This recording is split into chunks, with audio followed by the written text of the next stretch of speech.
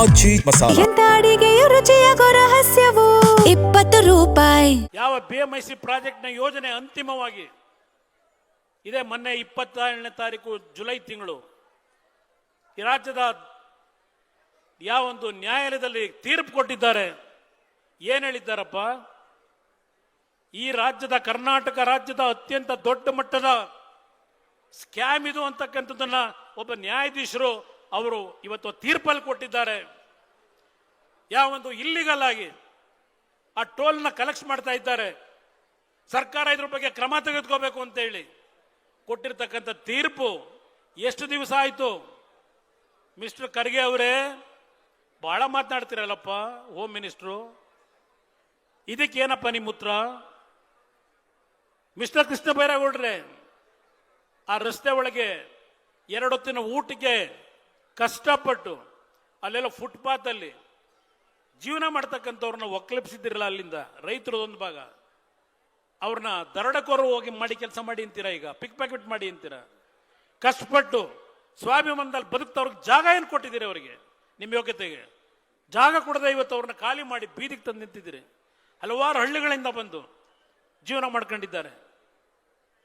ಇದು ನೀವು ಮಾಡ್ತಿರ್ತಕ್ಕಂಥ ಕೆಲಸ. ದೇವೇಗೌಡರು ಕುಮಾರಸ್ವಾಮಿ ಅವರು ಮಾಡಬಾರದು ಮಾಡಿ ಏನಪ್ಪ ಮಾಡಿದ್ದೀವಿ? ಟ್ರೈಪಾರ್ಟಿ ಅಗ್ರಿಮೆಂಟ್ನ ನೈಸ್ ಕಂಪನಿಗೆ ಮಾಡಿಕೊಟ್ಟಿದ್ದು ಯಾರಪ್ಪ? ಯಾವ ಸಚಿವ ಸಂಪುಟದಲ್ಲಿ ಮಾಡಿದ್ರಿ?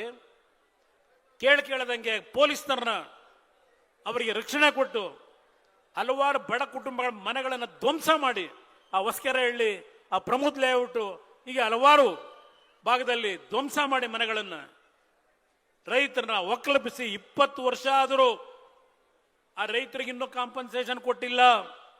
ಅದರ ಮೇಲೆ 150 ಜನ ಯಾವ ಕೋರ್ಟ್ಗೆ ಹೋದ್ರು, ಕೋರ್ಟಲ್ಲಿ ಆದೇಶ ಕೊಟ್ಟಿದ್ದಾರೆ. ಯಾವ KIDB ಮತ್ತು ನೈಸ್ ಕಂಪನಿ ಇಬ್ಬರು ಜಾಯಿಂಟ್ ಆಗಿ ಕೋರ್ಟ್ಗೆ ಹೋಗಿ ಹೇಳ್ತಾರೆ, ಕೋರ್ಟ್ನಲ್ಲಿ ನಾವು ಇಷ್ಟ ಬಂದಾಗ ಕೊಡ್ತೀವಿ, ಇಂಥ ಕಾಲಮಿತಿ ಒಳಗೆ ಹಣ ಕೊಡಬೇಕು ಅಂತಕ್ಕಂಥದ್ದು ನಮ್ಮ ಆಕ್ಟ್ನಲ್ಲಿ ಇಲ್ಲ. ಇದನ್ನ ಕೋರ್ಟ್ ಮುಂದೆ ಹೇಳ್ತಾರೆ ನಮ್ಮ KIDB ಅಧಿಕಾರಿಗಳು, ವಕೀಲರು. 20 ವರ್ಷ ಆಗಿದೆ ಲ್ಯಾಂಡ್ ಅನ್ನು ಅಕ್ವೈರ್ ಮಾಡಿ. ಇವತ್ತು ಯಾವ ನೈಸ್ ಕಂಪನಿ ₹1 ಆಗದೆ ಅವನು ಸ್ವಂತ ಸರ್ಕಾರದಿಂದಲೇ 10 ರೂಪಾಯಿಗೆ ಭೂಮಿನ ಲೀಸಿಗೆ ತಗೊಂಡು ಆ ಭೂಮಿ ತಗೊಂಡೋಗಿ ICICI ಬ್ಯಾಂಕಿಗೆ ಹಣ ಇಟ್ಟು, ಸರ್ಕಾರದ ಭೂಮಿನ ಹಣ ಇಟ್ಟು 150 ಕೋಟಿ ಬ್ಯಾಂಕಿಂದ ಸಾಲ ತಗೊಂಡು ಬಂದು ಸರ್ಕಾರದ ಭೂಮಿನ ಹಣ ಇಟ್ಬಿಟ್ಟು ದುಡ್ಡು ತಂದು ಈ ಒಂದು ಯೋಜನೆ ಪ್ರಾರಂಭ ಮಾಡ್ತೀನಿ ಅಂತಕ್ಕಂಥದ್ದಕ್ಕೆ ಏನ್ ದೇವೇಗೌಡರು ಇದಕ್ಕೆ ಸಹಕಾರ ಕೊಡಿ ಅಂತ ಹೇಳಿದ್ರ ನಿಮಗೆ? ಯಾವಾಗ ದೇವೇಗೌಡರು 2002 ಕನಕಪುರ ಲೋಕಸಭಾ ಕ್ಷೇತ್ರ ಅವತ್ತು ಚುನಾವಣೆ ಬಂತು, ಉಪಚುನಾವಣೆ, ಆಗ ಅವರು ಅಲ್ಲಿ ಗೆದ್ದಾಗ ಈ ಭಾಗದ ರೈತರು ಬಂದು ದೇವೇಗೌಡರನ್ನ ಕೇಳಿದ್ರು, ಈ ತರ ಎಲ್ಲ ಆಗಿದೆ ಅನ್ಯಾಯ, ನಮಗೆ ನ್ಯಾಯ ಕೊಡಿಸಿ ಅಂತ ಹೇಳಿ.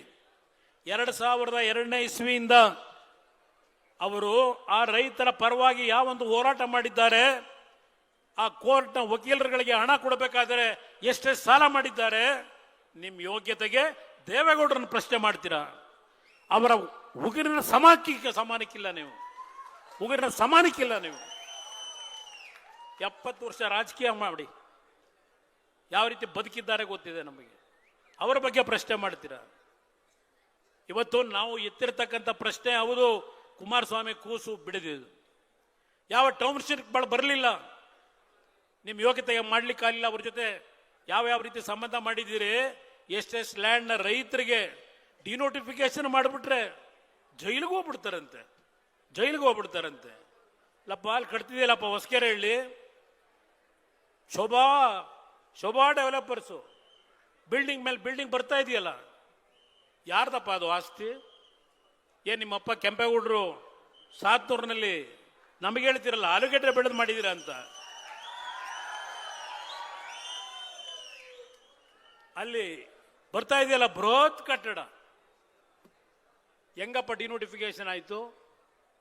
ಯಾರಪ್ಪ NOC ಕೊಟ್ಟರು ನಿಮಗೆ? ಶೋಭಾ ಡೆವಲಪರ್ ಜೊತೆ ಆ ಮನೆ ಕಟ್ಟಿರೋದು ಶೋಭಾ ಡೆವಲಪರ್ ಇದೆಯಲ್ಲ ಸದಾಶಿವನಗರದಲ್ಲಿ. ನೀವು ಯಾವ್ಯಾವ ರೀತಿ ಕಾನೂನು ಬಾಹಿರವಾಗಿ ಏನೇನು ಮಾಡ್ಕೊಂಡು, ಈಗ 1400 ಕೋಟಿ ಆಸ್ತಿವಂತರು ಈ ರಾಜ್ಯದಲ್ಲಿ, ಈ ದೇಶದಲ್ಲಿ ಮುಖ್ಯಮಂತ್ರಿಗಳು ಯಾರಿದ್ದಾರೆ? ಇವತ್ತು ಅತ್ಯಂತ ಶ್ರೀಮಂತ ಮುಖ್ಯಮಂತ್ರಿ ದೇವೇಗೌಡರು ಕುಮಾರಸ್ವಾಮಿ ಮಕ್ಕಳ, ಅತ್ಯಂತ ಶ್ರೀಮಂತ ಮಕ್ಕಳು. 100 ಎಕರೆ ಭೂಮಿ ಉಳಿಸ್ಕೊಳ್ಳೋದಕ್ಕೆ ನಾವು ಹೋರಾಟ ಮಾಡ್ತಾ ಇದ್ದೀವಿ. ಹೌದಪ್ಪ, ನನ್ನ ಜಮೀನು ಇಲ್ಲಿರ್ತಕ್ಕಂಥ ಎಲ್ರಿಗೂ ಗೊತ್ತಿದೆ. 44-45 ಎಕರೆ 1984ರಲ್ಲಿ ನಾನು ಚಿತ್ರದ ಹಂಚಿಕೆದಾರನಾಗಿ ಮೈಸೂರಲ್ಲಿ ಒಂದು ನಡೆಸ್ತಾ ಇದ್ದೆ ವ್ಯವಹಾರ. ಅಲ್ಲಿ ಬಂದಂಥ ಹಣದಲ್ಲಿ ಆ ಜಮೀನು ಕೊಂಡ್ಕೊಂಡೆ.